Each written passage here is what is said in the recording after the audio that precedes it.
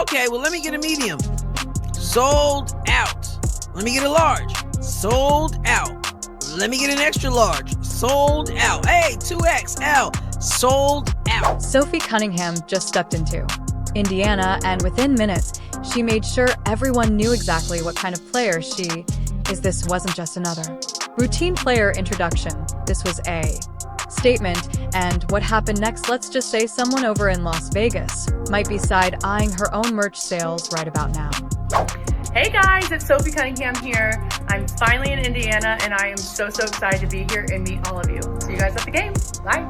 When Sophie took the mic at her press conference, she wasted no time setting the tone. She made it crystal clear she's sassy, she's fiery, and she's got her teammates' backs no matter what. Fever fans have been craving that kind of energy, and Sophie walked in ready to deliver. No hesitation, no holding back, just pure unapologetic confidence. Again, I think that just the competitor that I am, I'm fierce, I'm sassy, I stick up for my teammates, stick up for myself, and so sometimes I think that's okay to be feisty and to be yourself, but I'm excited to play in front of the fans. I think that she's drawn a lot of people, not only to Indiana, but to the women's game as a whole, and so just to be a part of something great, just really happy to be here. Then right after dropping those bold words, Sophie posed with her brand new Indiana, a Fever jersey number 8 on full display. You could practically hear the excitement buzzing through the fan base the moment she posted that picture online. The comment section flooded. Fans were already begging to know where they could get their hands on her jersey. Not long after I put it up, I was going through the comments and I noticed someone commented saying, I'm going to get one of those jerseys. Sophie Cunningham, yes, I'm getting that jersey. But the commenter said, I can't get a jersey. These jerseys are gone. These jerseys are about sold out. Can't get one. And I was thinking, wow. And that's when the madness really started. Just hours after her press conference, social media exploded with fans saying the same thing. Sophie Cunningham's jersey was nowhere to be found, completely sold out. And mind you, she hadn't even stepped onto the court, yet she hadn't played a single minute, hadn't even gotten through her first full practice, and still her jersey vanished from the shelves faster than a Caitlin Clark deep three. Just showed up in Indiana, just had her press conference, just got in the gym already. I know she got in the gym with Keith Porter, knocking down shots, working on stuff. The jersey that you just saw her highlighting, got my jersey, finally here. Good luck. Oh, and get this all went down right after Sophie had just finished her first gym session with Keith Porter.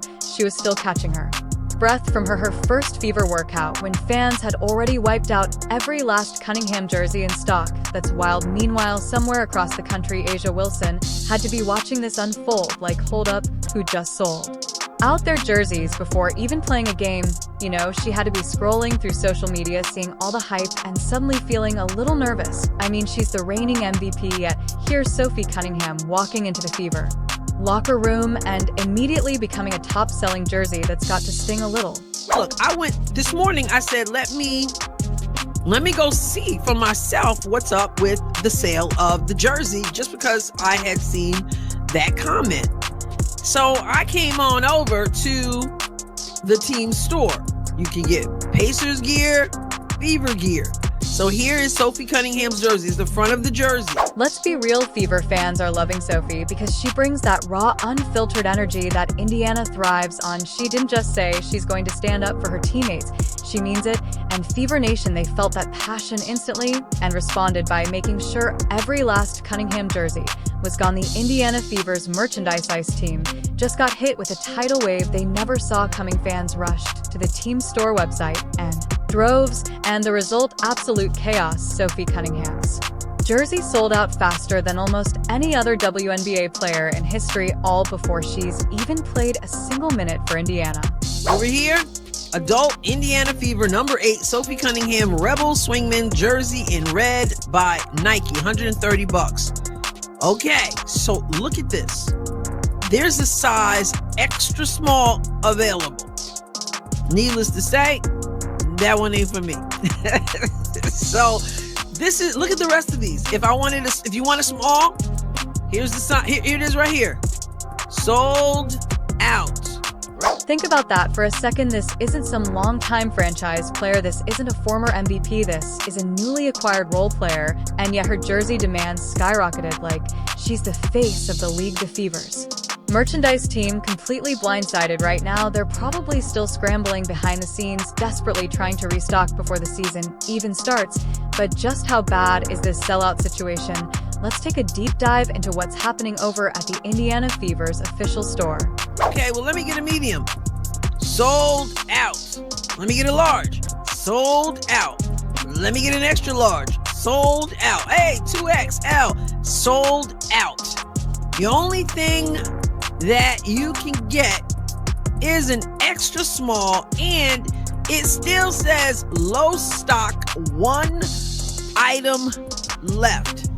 One item left. I checked the site myself, expecting to maybe see a few sizes left. Nope, every single size, medium, large, extra large, double, extra large, all gone. It's like they never even existed. The only thing left, one single extra small jersey. And even it had a warning flashing low stock, only one left. If you didn't move fast, you were out of luck. Cunningham just showed up in Indy. Hasn't played a game yet. And that commenter wasn't lying. If you're extra small, I guess you can grab up that one left. That's wild. I guess the message has been sent. The organization is going to have to make sure they have plenty in stock. Meanwhile, just for fun, I took a peek at A'ja Wilson's jerseys. And well, let's just say there's plenty of inventory available, large, medium, small, take your pick, no flashing low stock warnings. They're just rows and rows of A'ja jerseys waiting for someone, anyone, to add them to their cart. But Sophie, gone faster than pizza at a Super Bowl party. This, by the way, is driving A'ja Wilson fans nuts. They're furious that this is happening on the same day. Why are they doing this? Oh my God, don't they realize the impact of A'ja Wilson, blah, blah. What impact? Stop it. The Fever's merch team is officially in panic mode. They never expected this kind of response for Cunningham, and now they're scrambling to restock before the Fever's first game. Let's be real, this kind of sellout frenzy usually only happens for generational superstars or #1 draft picks, not players picked up in trades. But this situation proves something bigger. Fever fans are not just hopping on the Caitlin Clark bandwagon. Now, I gotta say this because I've said this before, and this is yet another example. Indiana Fever fans. I'm not talking about the people they've been made out to be by people out there, by media, by WNBA players and coaches. I'm not talking about that. I'm talking about real Indiana Fever fans. Don't just talk the talk. They walk the walk. For years, critics have tried to claim that Indiana's fan base is only here for Clark, that they wouldn't care about the rest of the roster. But this jersey sellout just shattered that narrative completely. Fever fans aren't just here to cheer on Caitlin Clark. They're here to ride or die for the entire team. They're putting their money where their mouths are, and the rest of the league is getting a first-hand lesson in what true fan loyalty looks like. They buy merch, basketballs, Caitlin Clark basketball. They're begging to buy Caitlin Clark's Nike shoe when that shows up. They're buying jerseys. And you know A'ja Wilson has to be watching all this unfold, side-eyeing her untouched jerseys, wondering what just happened. She'll probably release a press conference tomorrow saying her jerseys are all sold out too. Got sweatshirts, t-shirts, different things. They're buyers.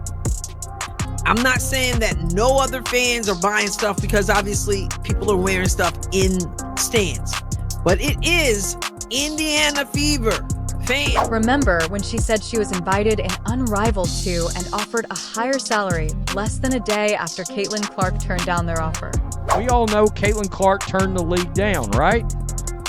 Well, this source close to A'ja Wilson is claiming they offered A'ja Wilson more money than Caitlin Clark to play in this league. How about when she seemingly leaked her speaking fee, or the college jersey retirement fiasco? The jealousy is unreal.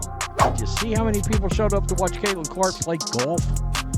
With actual attention, economics at play, Caitlin's participation in any league has an existential bearing. Nobody outside of A'ja herself cares about whether A'ja shows up. That's crazy, because literally nobody asked, and sources close to A'ja Wilson decided to answer anyway. Indiana Fever fans aren't just talking the talk, they're backing up their loyalty with their wallets, and it's reshaping the entire franchise, while other WNBA fan bases are busy arguing on social media or making excuses for their team's lackluster attendance. Fever fans are out here breaking records in merchandise sales.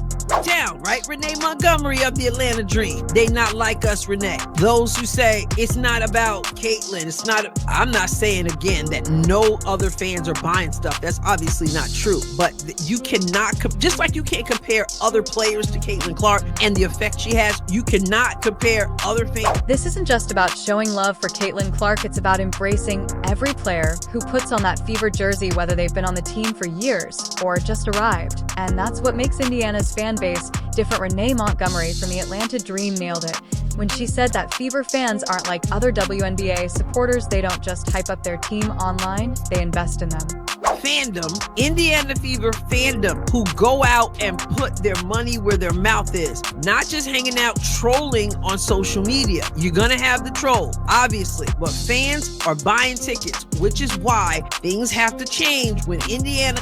Think about it, Sophie Cunningham hasn't even stepped on the court for Indiana yet, and she's already getting treated like royalty. And in most markets, role players might sell a few jerseys once they prove themselves. But in Indiana, Fever fans aren't waiting, they're going all in from day one, and it's sending shockwaves through the league. Indiana Fever fan, that to me is Exhibit A. Sophie Cunningham barely steps foot in the field house, y'all.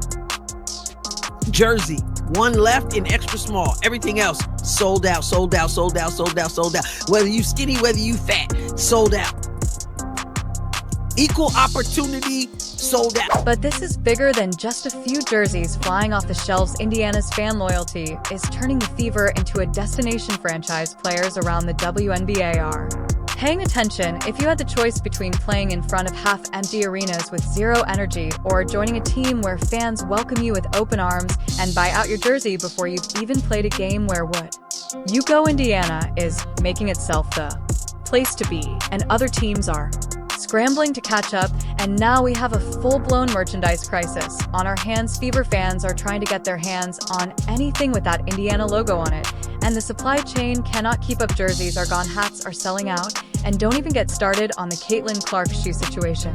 I just want to point that out. As an Indiana Fever fan, I mean, there are people who are willing to pay all kinds of money to get tickets. There are people who are buying merch off, like flying off the shelves, basketball, all kinds of stuff. And they're begging to buy that shoe. That's why I said, Nike, I don't know what the deal is. I'm not into the contract or anything like that. They got something, whatever their agreement is, that's their agreement. I'm saying, though, when that shoe shows up, they better prepare and be ready. Nike is failing to capitalize on what could be the biggest WNBA merchandise release of all time. Clark's signature shoes are nowhere to be found. No release date, no update, nothing. Meanwhile, fans are practically throwing their credit cards at the screen begging to buy them. If Sophie's jersey sold out in hours, Clark's shoes will be gone in seconds. So, what's Nike waiting for? The Fever are turning into a merchandise juggernaut, and the only thing stopping them now is the lack of supply. If the WNBA and Nike don't wake up fast, they're going to miss out on the biggest business opportunity the league has ever seen.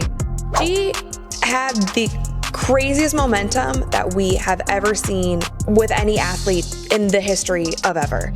And the fact that Nike did not capitalize on that, the fact that they are the biggest athletic sportswear brand in the world, and we didn't hear a peep out of them the entire season, it truly makes me wonder, like, if I were Caitlyn Clark's management, and again, I don't know what's going on behind the scenes, but I would be truly rethinking the deal that I signed up for. Indiana Fever fans aren't just making noise, they're proving their loyalty with their wallets, and yet Nike and the Fever organization are completely dropping the ball. Every day that merchandise stays out of stock is another huge missed opportunity, another day of lost revenue that the team will never get back. Remember, fans are for real. Indiana Fever fans, and they buy tickets. They sell out arenas, home and away. They buy merch. Think about it, Sophie Cunningham, a role player, sold out her jersey before even stepping on the court for Indiana. That alone should have set off alarm bells at Nike's headquarters. If Sophie's jersey can't Stay on the shelves. What do you think is going to happen when Caitlin Clark's signature shoes finally drop? The demand is already there, but instead of capitalizing on it, Nike's slow production is capping the Fever's growth at a time when they should be dominating the market. What makes this even more frustrating? Fans are ready to spend. This isn't a case of people hesitating over prices or debating whether to buy. They want to buy, they can't buy. They're searching, refreshing, waiting in line, and getting nothing. This is a business owner's dream scenario. Customers practically throwing money at you. But the problem, there's no inventory to sell if Nike and the Fever don't step up production. Right now, they're not just missing out on money, they're actively hurting the Fever's momentum. They need to flood the market with jerseys, t-shirts, hats, and yes, finally release those Caitlin Clark shoes. The longer they delay, the more potential revenue vanishes into thin air, and the more fans grow frustrated. Because Indiana Fever fans support, not just by running their mouth or running their fingers, they actually do something. And those who may not be able to afford it, they want to do something. And so this is just me saying, way to go, Fever fans. And we love, listen, remember how it was like nobody wants to go play in Indiana, nobody wants to play with Caitlin Clark, those fans. And we came to find out when free agency showed up, everybody wanted to go to Indiana and play for the Indiana Fever and play with Caitlin Clark. And when they got here, started praising the fans. But let's take a step back and appreciate what's really happening here. This isn't just about selling some jerseys. This is about Fever fans changing the game. Literally, Renee Montgomery nailed it when she said that Fever fans aren't like any other WNBA supporters. They don't just cheer from the sidelines, they invest in their team. They're setting a new standard for what women's basketball fandom looks like, and they're forcing the entire league to take notice. Fever fans aren't just watching history, they're creating it. They're proving that a WNBA team can be as marketable and as profitable as any men's team if the right pieces are in place. This isn't just a fan base, it's a movement